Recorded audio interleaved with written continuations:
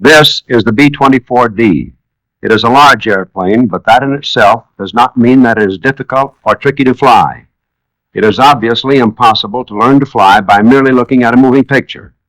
However, it is hoped that picturizing the procedure for preparation, takeoff, and landing will be of some help by making each operation and the reason for it a little clearer. This film on how to fly the B-24 is based on an appendix appearing in the Consolidated Flight Manual. This is a serious film. It is not entertainment. Nor is it truly an instruction film, since the subject is too complicated for teaching by this method alone. The picture can, however, help you to become a little more familiar with the things you must see and do in handling the B-24. If it accomplishes this, your time and our effort will be well spent.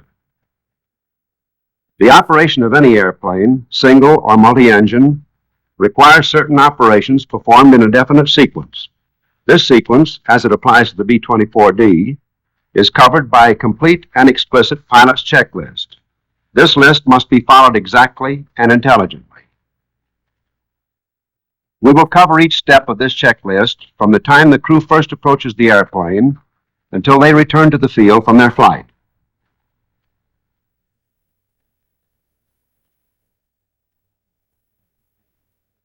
And now, as the crew approaches the airplane, the flight engineer proceeds to open up. He unlocks and opens the small access door on the right side of the fuselage, and reaching in, opens the bomb doors by pulling outward on the handle of the auxiliary bomb door valve.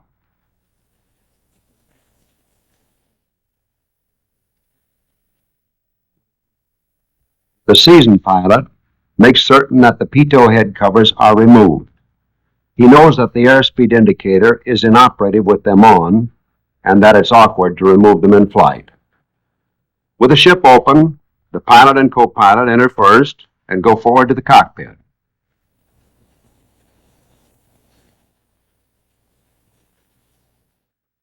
The flight engineer then enters. His first act is to turn on the 4 fuel selector valves. There is a valve for each engine, which is marked to connect the engine to a correspondingly numbered fuel system, or to the cross connection, which interconnects all valve units. The valves are located overhead. 2 on the right of the center line, forward of the main spar, control flow to engines 3 and 4. The 2 valves on the left side control flow to engines 1 and 2.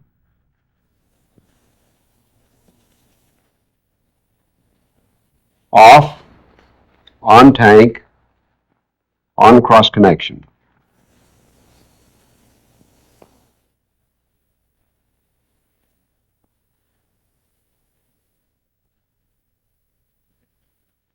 The engineer next checks the fuel load.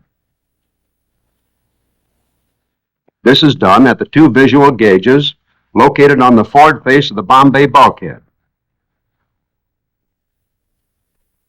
Each gauge is connected by a 2-way valve with 2 of the 4 main fuel systems. By operating these valves, the quantity of fuel in each of the 4 systems can be determined. The inclinometer, located outboard of the gauges, must read 0 for accurate gauge reading. An off-0 reading can cause a high percent of inaccuracy in gauging the fuel available. Systems 3 and 4 are on the inboard gauge, and systems 1 and 2 on the outboard gauge. All figures read in United States gallons. Refraction through that part of the glass filled with liquid changes the angles of the diagonal lines in back of the plastic tube and simplifies reading. Each system should have a minimum of 300 gallons, giving a total for the 4 systems of 1,200 United States gallons.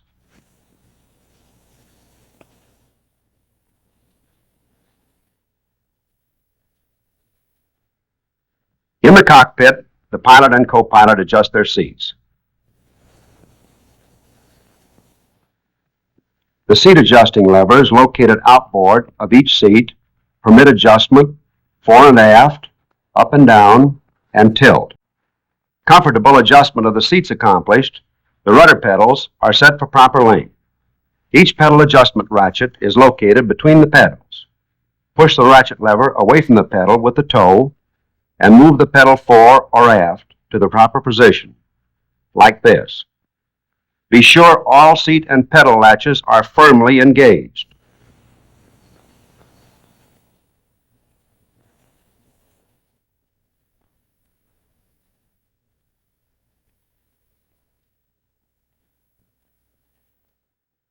Now the co-pilot removes the controls lock, which holds the locking lever up in the lock position, and stows the strap securely in the overhead.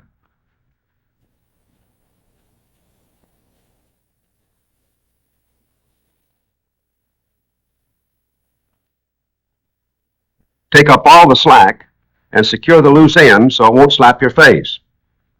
After this is done, check the locking lever in down to make sure that it is all the way down and the locks are completely released.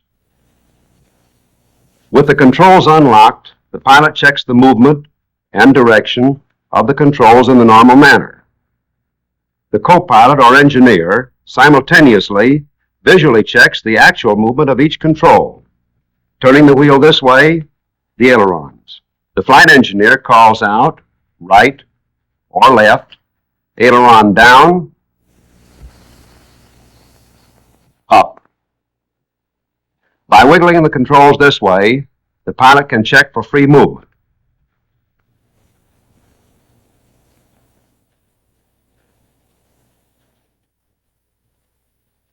Now the elevators. By exercising the wheel fore and aft, like this, the elevators are checked for position and movement. The flight engineer calls out, elevators down, elevators up, then a faster movement to check for free operation. Now the rudder movement. The flight engineer calls out, right and left rudder. Now rapid movement for a freedom check. These checks might seem superfluous, but controls have been found crossed after re-rigging. And now we're ready to begin the approved procedure for starting the engines.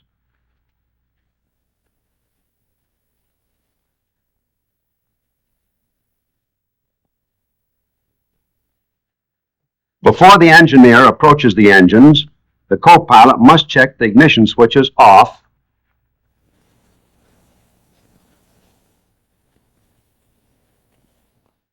and the master ignition switch off.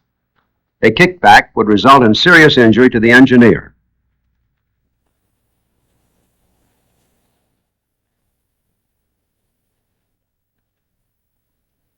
Each engine must be pulled through by hand 6 blades, 2 complete revolutions, to warn of the presence or to clear fuel accumulated in the combustion chambers, which would damage the engine.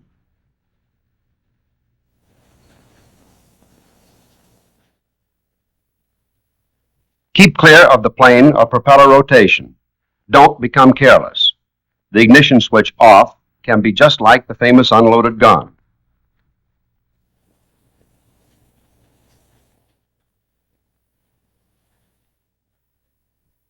For starting the engines, power can be drawn 1 from the ship itself by using the batteries plus the auxiliary power unit, or 2 from outside the ship by using a battery card.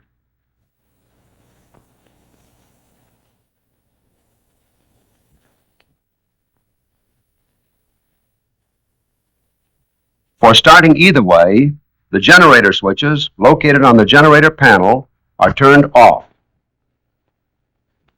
If the start is made with outside power from the battery cart, the plug connection is reached to the small access door on the right-hand side of the fuselage.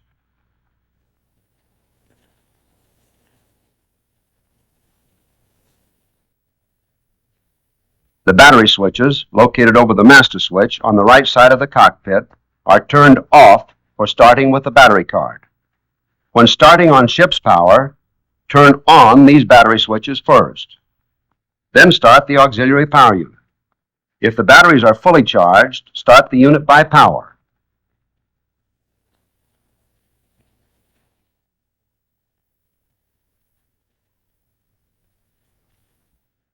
Equalizer switch on, fuel on, prime. Press the starter button. The generator then acts as a starting motor to turn the engine of the unit. If the batteries are low, to start by hand, wind the starter rope around the drum. Fuel on, prime,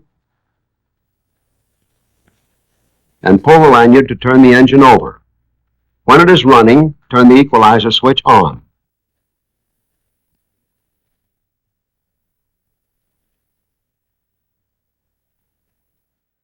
Now, turn on the 4 ignition switches. 4, 3, 2, and 1.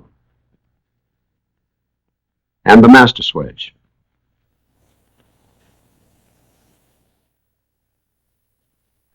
As the engineer leaves to stand by the engines, he reaches overhead on the right side and turns on the switch for the electric hydraulic pump, which furnishes hydraulic power until number 3 engine starts. Wheel chocks, if available, are placed in front of each wheel.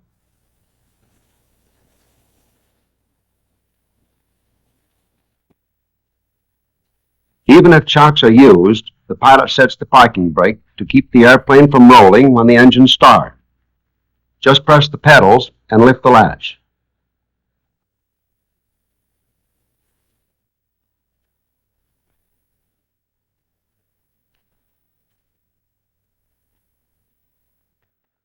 The co-pilot turns on the alternating current power switch to either number 1 or number 2 inverter, which furnishes power for the engine instrument. Automatic flight control is checked off. The slide bar control left of the pedestal is pulled aft to disengage. If the automatic flight control is on, free operation of the controls is impossible. You can see here that the pilot is really tugging to try and move the controls.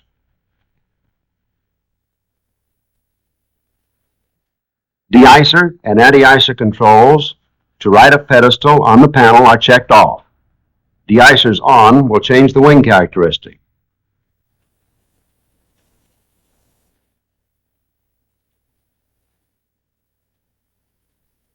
The intercooler switches, forward and center on the pedestal, are thrown to open. Closed intercoolers would cause overheating and detonation.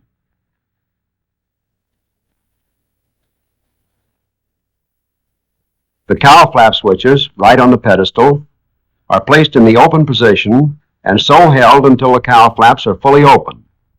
They must be fully open to permit air circulation to cool the engines during the start and warm-up period. The complete cycle from closed to open takes about 30 seconds.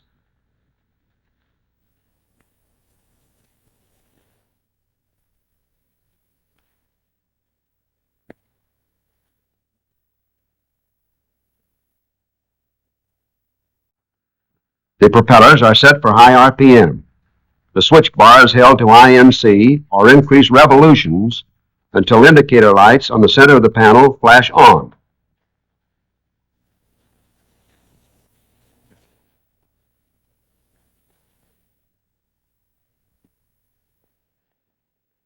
All 4 supercharger controls are set to off, which opens the engine exhaust tailgates. If engines are started with turbo controls on, the tailgate would be closed and the exhaust tailpipe would probably be blown out.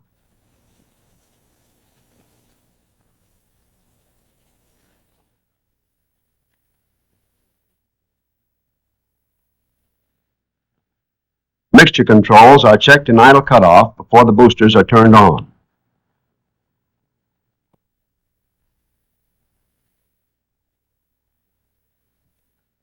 The airplane fire extinguisher valves, located outboard of the co-pilot, are checked for position so that they can be operated quickly if needed.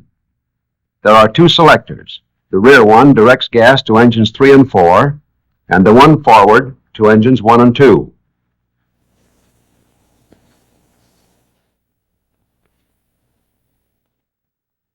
Furthermore, the flight engineer or mechanic always stands by starting engines with a large portable extinguisher.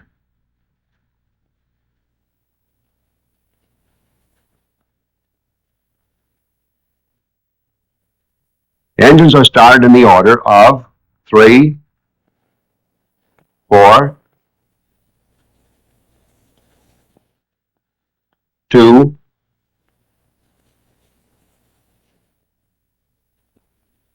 and 1. They're started from inboard to outboard so that the engineer does not have to walk through or toward a moving propeller. Number 3 engine is started first because the only engine-driven hydraulic pump is attached to it. The co-pilot looks to see that all personnel and obstructions are clear of the propellers and checks all clear with the engineer.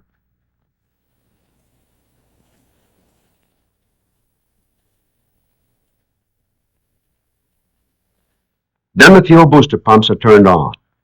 Booster pressure is required for priming and to ensure an adequate fuel pressure until the engine-driven pumps take hold.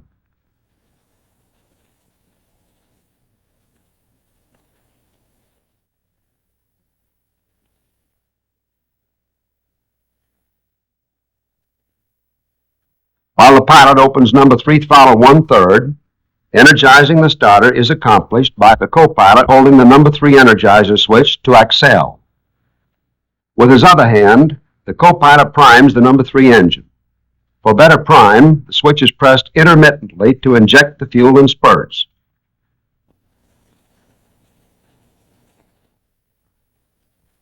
The accel position is held for 12 seconds and then the crank switch is thrown. Meanwhile, the accel switch is held on to keep the starter turning during cranking.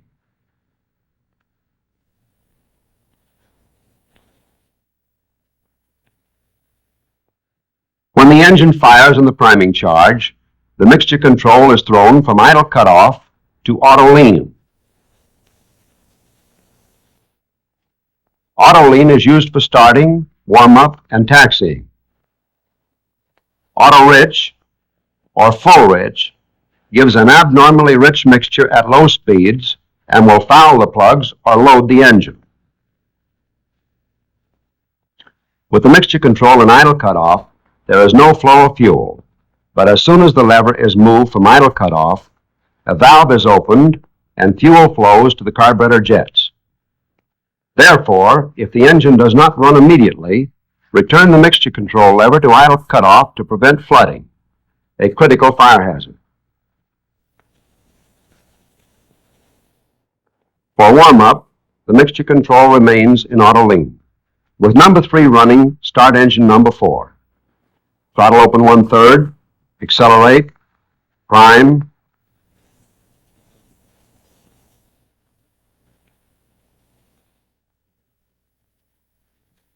crank, mixture control to auto lean.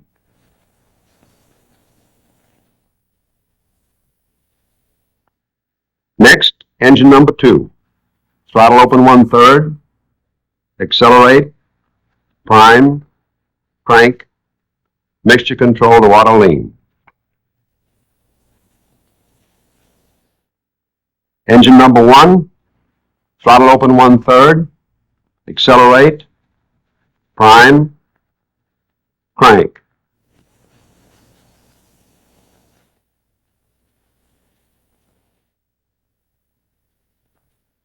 This one fails to fire immediately. Mixture control is returned to idle cutoff. Now, with added prime, it takes hold. So back to auto lean.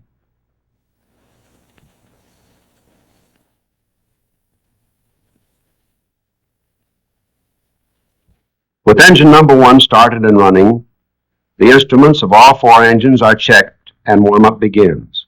Keep an eye on the engine instruments during warm-up. Warm up slowly so that the oil has ample time to start circulating freely. Turn off boosters. Never exceed 1,400 revolutions per minute in auto lean on the ground.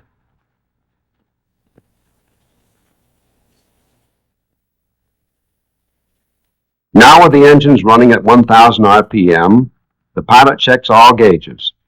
The oil pressure drops to the operating range as the temperature rises. Oil pressure 45 to 50 pounds. Fuel pressure 14 pounds.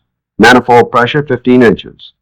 Warm up until the oil temperature gauges indicate 40 to 60 degrees centigrade. Engines 1 and 2 on the left gauge and 3 and 4 on the right. The head temperature gauges likewise have two hands, 1 and 2 left, 3 and 4 right.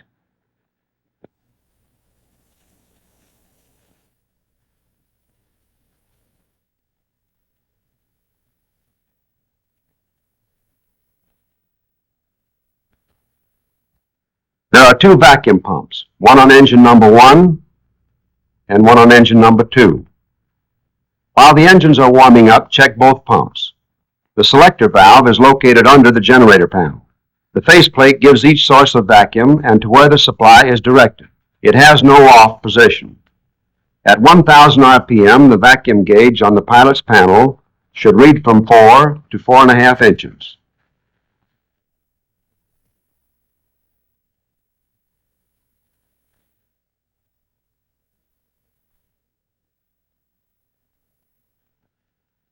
Now check the brake pressure. The gauges should read between 850 and 1125 pounds.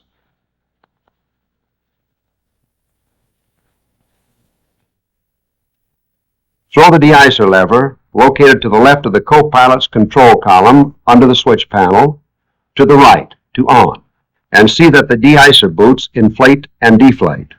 The de-icer boots are in segments, so it's necessary to check each one.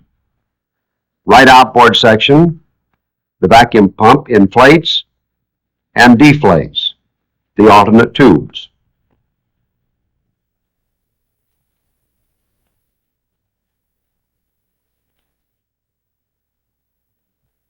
Section outboard of engines, inflate and deflate the alternate tubes.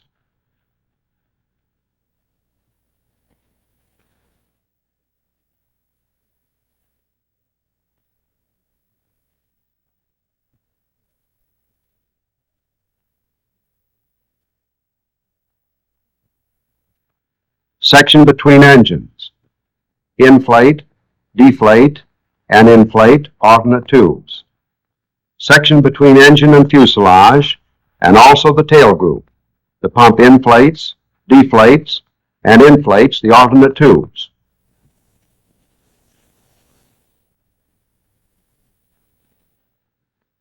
When this check is completed, turn the de-icer control off and check the anti-icer fluid flow to the propellers.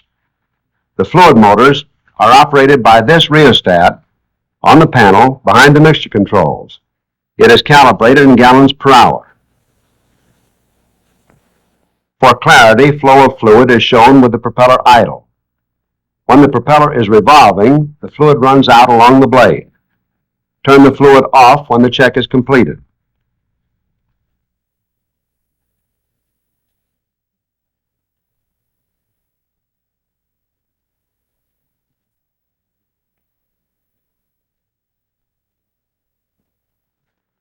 Wheel blocks are removed.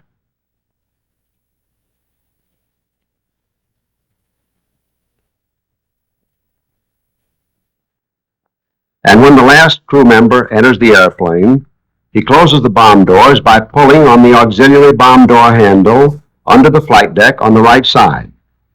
The handle must be held until the doors are closed. When the brake pedals are pressed, the spring-loaded parking brake lever automatically disengages and releases the parking brakes.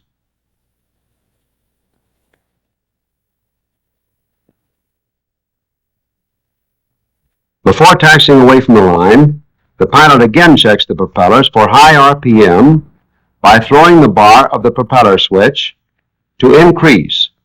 When the propellers are in high RPM, the 4 governor limit lights are illuminated. Now we're ready to go.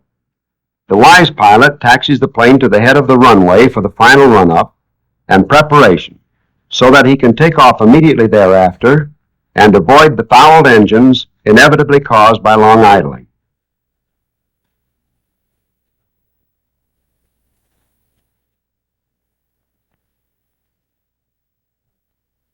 The maneuver of turning to taxi from the line should be executed in a broad, sweeping turn like this. with the power for the turn being furnished by the outboard engines. The brakes should be used very little, if at all, in taxiing, and then only applied gently. There is ample control with the outboard engines. You can see how easily the airplane can be maneuvered and controlled as it is being deliberately S-turned with the outboard engines. The B-24D is a large airplane, but when properly handled and kept under control by mild use of power and brakes, it can be handled as easily as a small plane. Notice how the inboard wheel is turning in a generous radius. The tires are not skidding, and the nose wheel is not canted at an extreme angle. This is the way not to handle an airplane. There is absolutely no excuse for abusing an airplane in this manner. If it were even moderately loaded, such violent application of the brakes would in all probability cause nose wheel failure. Abrupt turns like this are prohibited. Notice that the inboard tire is twisting and that the nose wheel is canted at an extreme angle. It is against the stops and it's sliding. And now, the B-24D, without violent abuse of brakes, taxis to the head of the runway.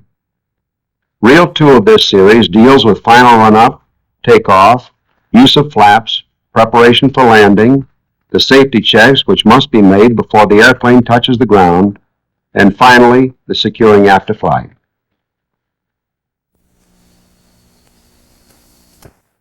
This reel shows the steps necessary to be accomplished in preparing for run-up, takeoff, and for landing. It also itemizes safety precautions which must be observed, the landing attitude for normal and emergency conditions, and securing the airplane after the mission is completed. The airplane has been properly warmed up, prepared for flight, and is taxiing out to the takeoff area. On arriving at the head of the runway, the pilot stops the airplane and sets the parking brakes again. Press the pedals, lift the parking lever, and the brakes are on. And now comes the final check and engine run-up preparatory to takeoff.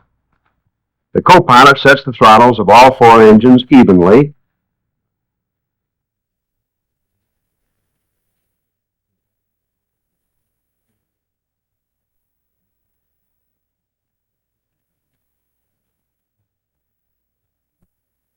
At this speed, check the propellers for full range.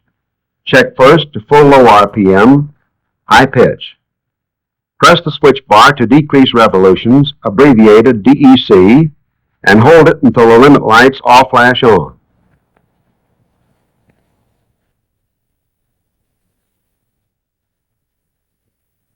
High pitch is used in normal flight because the airplane has forward motion and demands a heavier grip. Now the switches are changed. The switch bar is thrown to IMC for low pitch, high RPM, and held until the lights on the instrument panel flash on again. At high RPM, the engine develops rated power while the airplane is accelerating from a standstill. When the limit lights flash on again, the propellers are in full low pitch and the switch is released.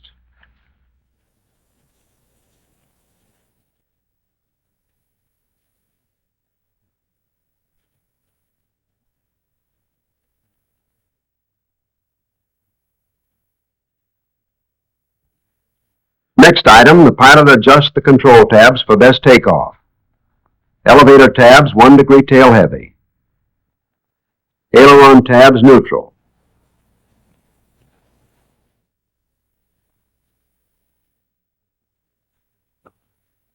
Rudder 2 degrees to 2 1/2 degrees right rudder to provide for engine torque. These settings are for normal conditions and loading. The pilot again checks the automatic flight control, or pilot, off.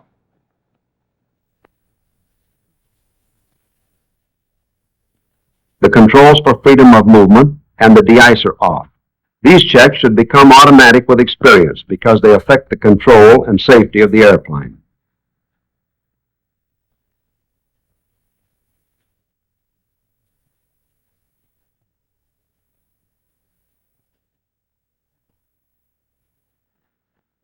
co-pilot sets all of the mixture controls to auto-rich. Never take off in auto-lean, because the mixture is too lean for high power.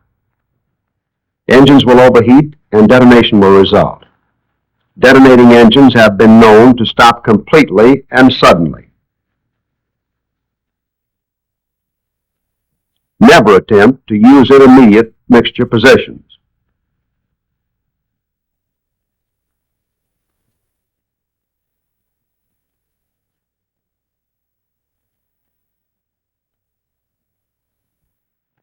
Check the fuel pressure with the booster pump off, 14 to 16 pounds.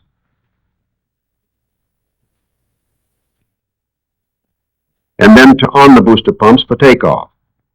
The booster switches are the top row under the panel to the left of the co-pilot's control column. Again, check the engine head temperatures before run-up. They must be between 150 degrees and 205 degrees centigrade. The red line shows maximum temperature allowed in the air, but is too high for takeoff.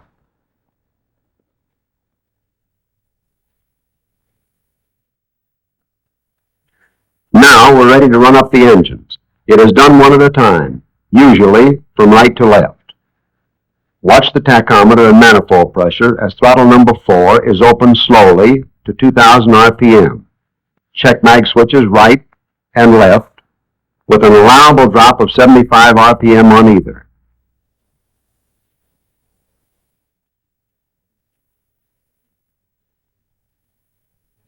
Now, open the throttle wide against the stop. Engine superchargers give about 36 to 37 inches manifold pressure at sea level. With throttle wide open, move the turbo supercharger control slowly to on. Manifold pressure increases from the engine supercharger boost to the final sea level takeoff setting of 49 inches at 2,700 RPM.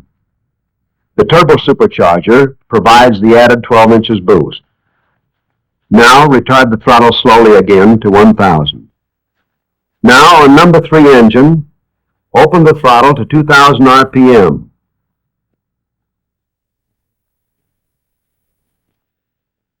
Check the magnetos.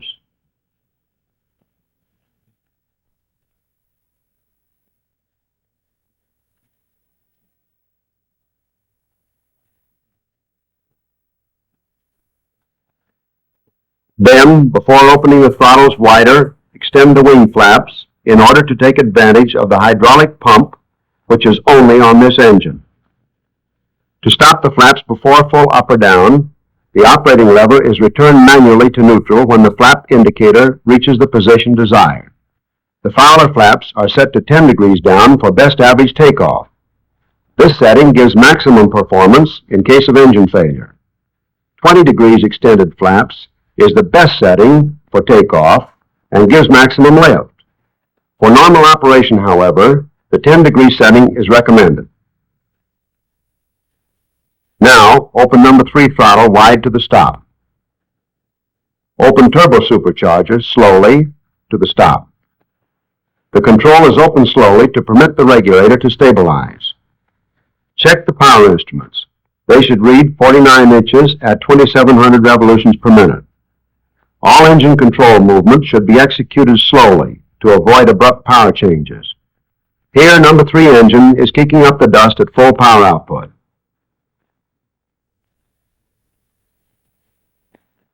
Retard the throttle slowly again to 1,000.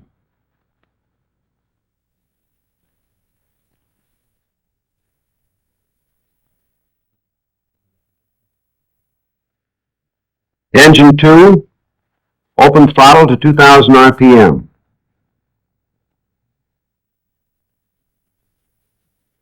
Check the magnetos, right and left.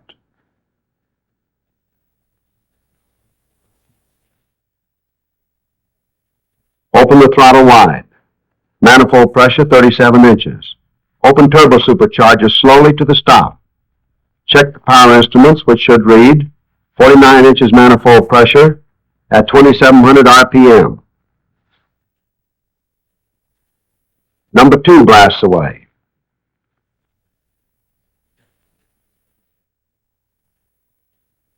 And now retard the throttle slowly to 1,000 RPM.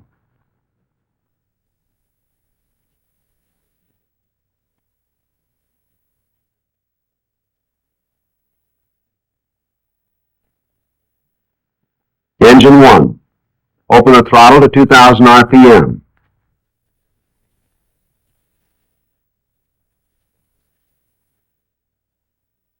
Check the magnetos, right and left.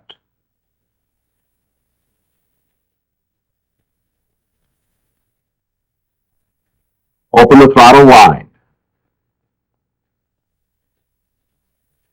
Open the turbo supercharger slowly to the stop.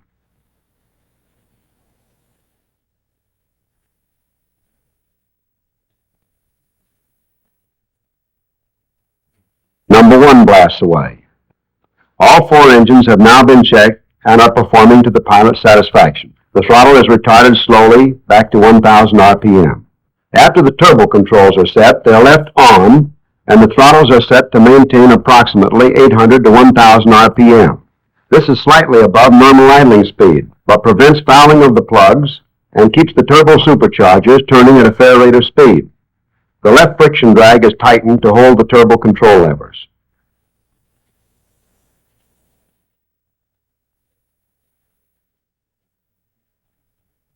The 4 generators are now cut in at the control panel, located outboard of the fuel gauges. The 4 switches are turned on one at a time. Generators are left off until after run-up because the excessive vibration on the ground adversely affects the voltage regulators. Now we gun each engine slightly to check the charge as its generator comes on. Number 4, 50 amps. Note that the voltage rises as each generator comes in. This is normal.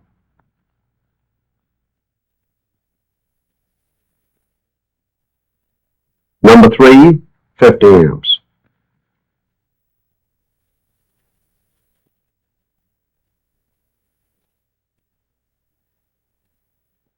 Number 2, 50 amps at 28 volts.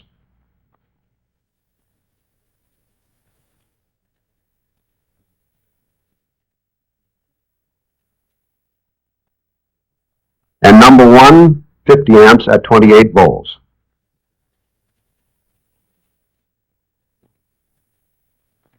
All generators are satisfactory.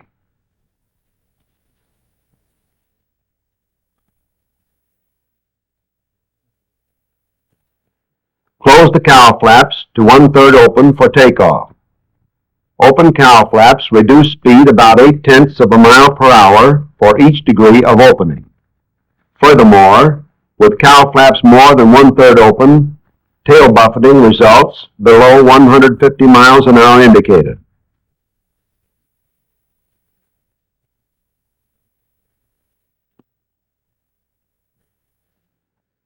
Again, move the landing gear lever to down,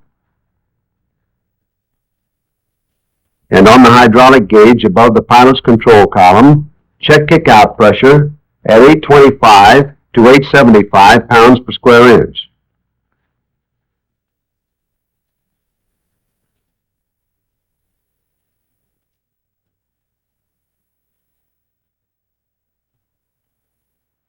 Check the artificial horizon uncaged and also the directional gyro. Set the altimeter for the barometric reading at the airport. Check that the nose wheel compartment is clear of the crew.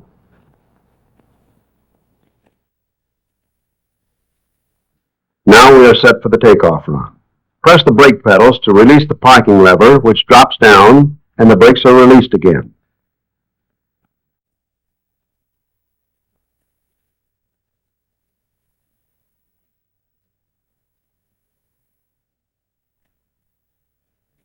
The pilot gets an okay from the tower and swings around into the wind heading down the runway.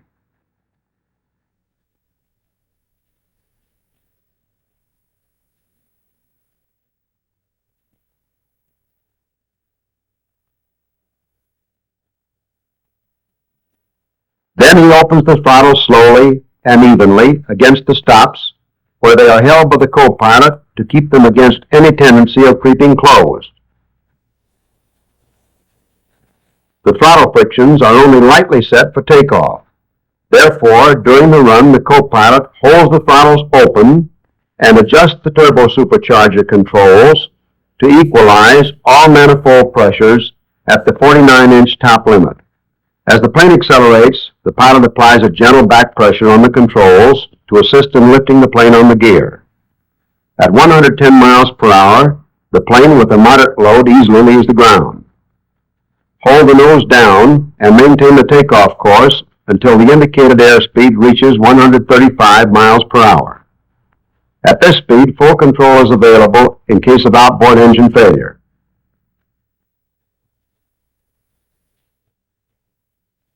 As soon as the airplane is well clear of the ground and definitely airborne, the landing gear is raised. If the landing gear fails to retract immediately, it is usually due to air in the system. To bleed it out, work the operating lever through up and down cycles until the action is normal. Usually, 2 or 3 cycles are sufficient. Lever up for a moment.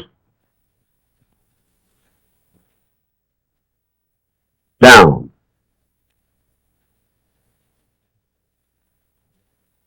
Up again.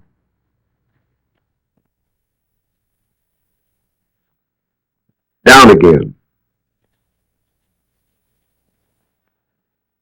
And now, here it goes all the way up.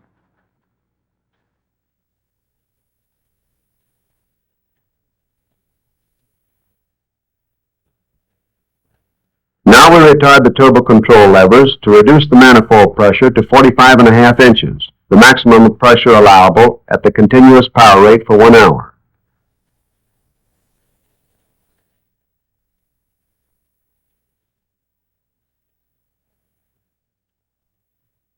With the propeller control switches, the co-pilot reduces revolutions to 2550, while the pilot readjusts the manifold pressure as the propeller pitch increases.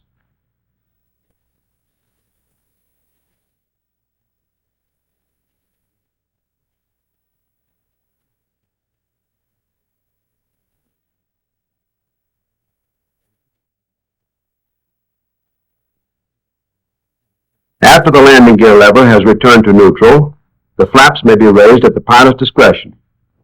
Landing gear and flap control valves are operated only one at a time, never together. Do not exceed 155 miles per hour airspeed with the flaps extended.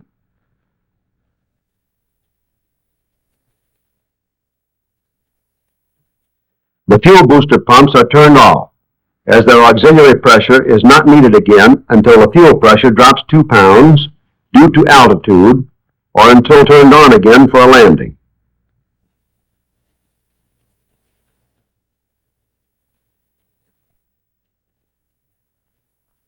Close the cowl flaps to a minimum opening required to maintain proper head temperatures. High airspeed cools better than open cowl flaps. Maximum head temperatures are 260 degrees in auto rich and 232 degrees in auto lean. Check the engine instruments. Oil pressure 75 to 90. Fuel pressure 14 to 16. Maximum oil temperature is 75 degrees centigrade in auto lean. In auto rich, for rated power 85 degrees and military power for 5 minutes 100 degrees are the maximum.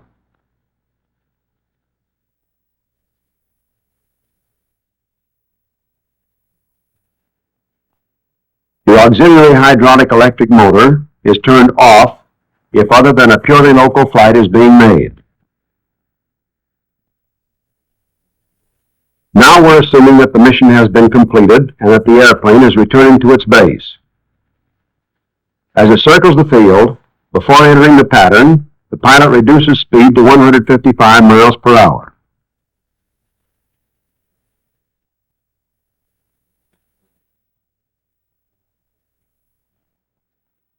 He notifies the crew that the airplane is coming in for a landing and receives the report that the nose wheel compartment is clear of the crew.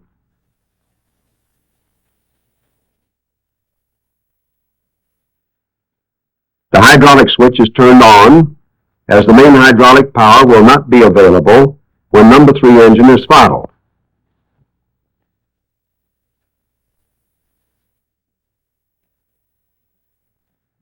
The accumulator brake pressure is checked between 850 and 1,125 pounds.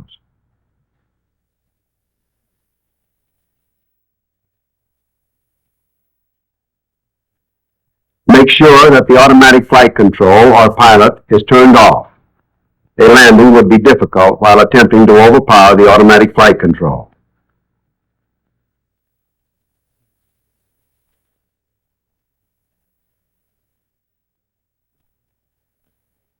Cowl flaps are now closed to prevent rapid engine cooling in the glide, to eliminate tail buffeting as the speed is reduced, and to cut down head resistance in case the landing is refused.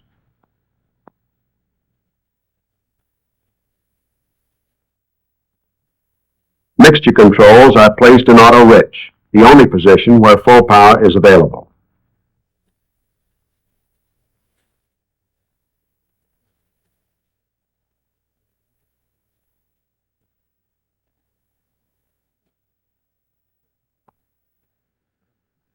Intercooler shutters are open unless the carburetor is icing, but when used, watch the head temperatures.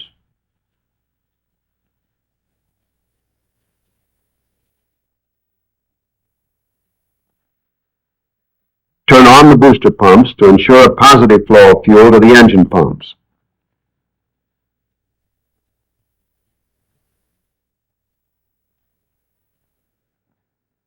The wing de-icers are turned off.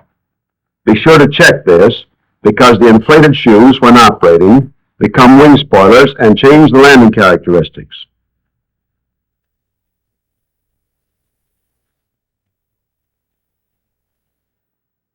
Move the landing gear lever to up to check the kick-out pressure.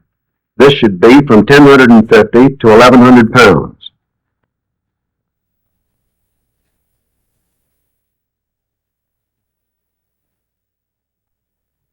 Then move the landing gear lever to the rear and downward to the down position. The lever will return to neutral when the gear is down. The landing gear lever may return prematurely due to surge, so it is necessary for a crew member to inspect all the latches.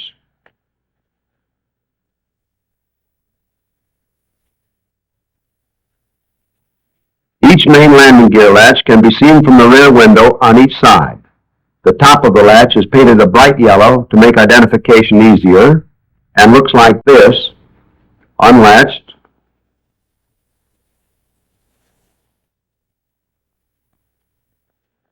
unlatched, and latched. The main landing gear latches cannot be seen with the flaps extended. Again, unlatched, latched.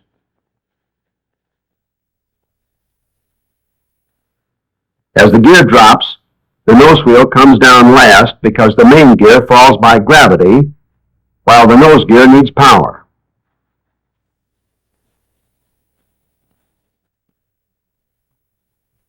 When engaged, the nose gear latch from the nose wheel compartment looks like this. Be sure it's properly engaged. Very sure, because it is important.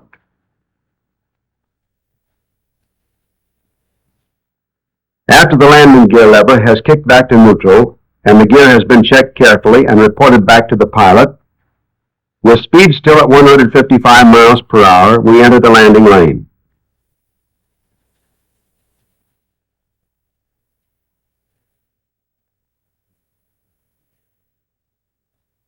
When in the groove, lower the wing flaps 20 degrees by moving the flap lever on the right of the pedestal to the rear.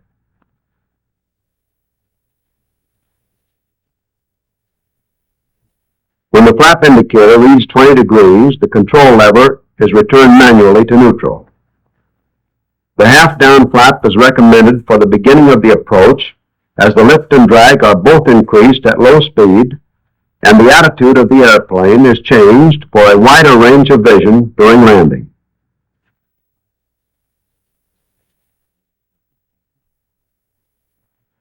Turbo controls are turned off normally.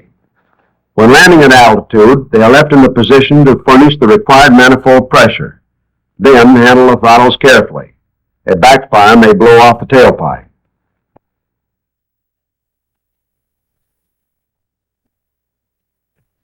As you approach the boundary of the field now, place the flap lever in the down position. When the flaps are extended fully, the lever will return to neutral automatically and the indicator will show 40 degrees. Always allow sufficient time to settle into the new attitude before the final level off or flare.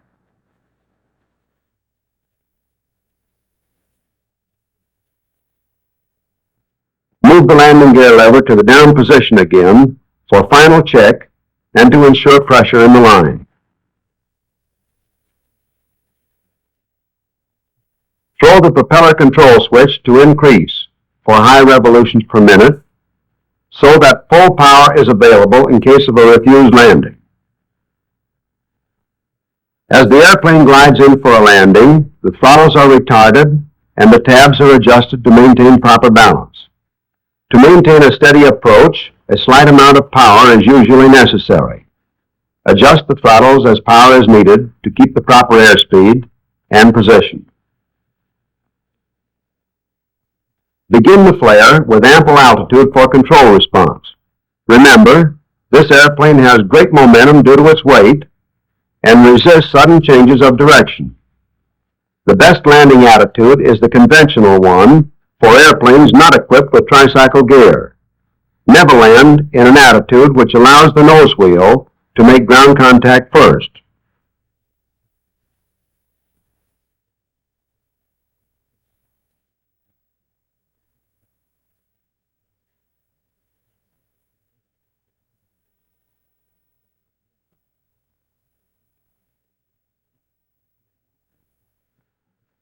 Now as we pass the boundary and are in the landing position, the throttles are closed and held by the co-pilot to keep them from creeping open. Tabs are adjusted to lighten the control load. Now, over the runway, the pilot holds his airplane off, pulling the nose up for normal landing. This is the attitude for normal landing, with the airplane held off as long as possible. Notice how easily and smoothly the airplane touches the ground. As soon as the ship is definitely on the ground, the co-pilot places the mixture controls in auto lean.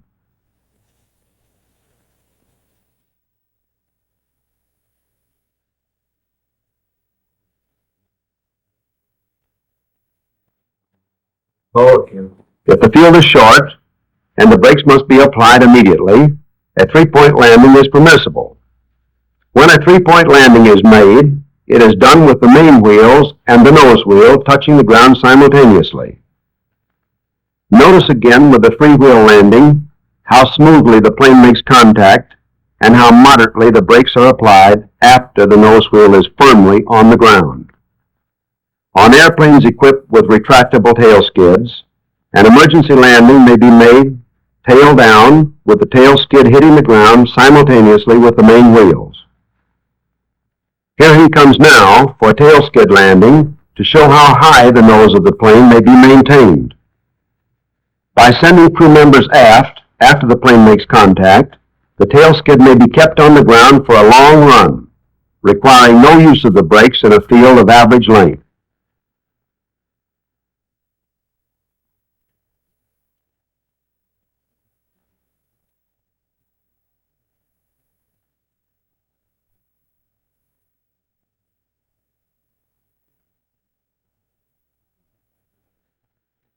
After the plane has slowed to taxiing speed, the co-pilot should open the cowl flaps immediately to prevent overheating.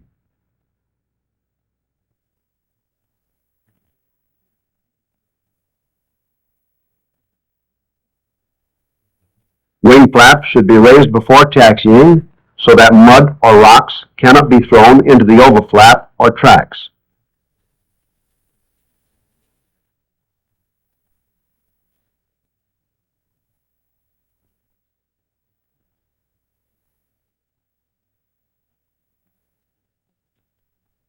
When the flaps retract fully, the lever returns to neutral. Remember, turn and taxi slowly. Use the engines to steer. Don't use too much throttle.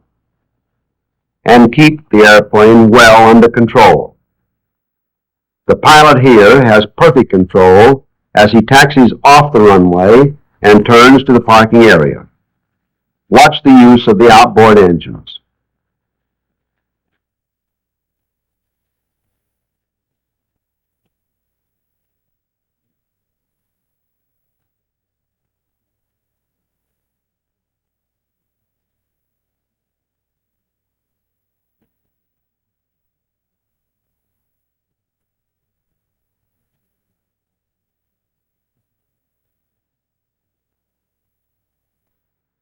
Upon arriving at the parking area, the engines are stopped. To do so, place the mixture controls in idle cutoff. 4, 3, 2, and 1. The throttles are opened as the engines stop.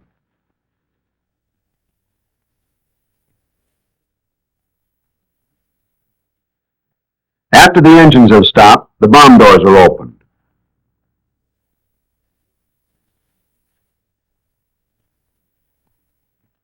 Ignition switches 4, 3, 2, and 1 are cut, and the master switch is turned off. Battery switch is off. Booster switches are turned off. AC power switch off. Generator switches are turned off.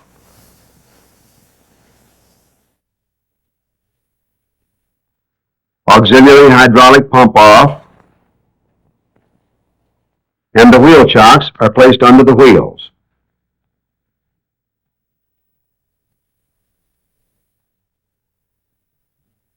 Now, center the service controls. Raise the control locking lever and secure it with the strap.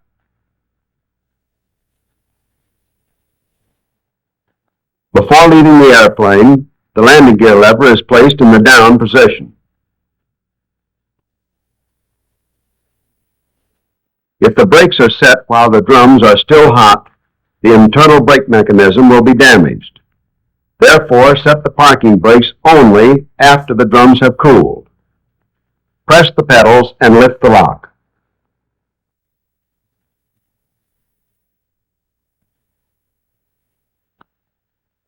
Cowl flaps are closed, but not until after the engine cools, because the heat retained within the engine will burn out the spark plug terminals.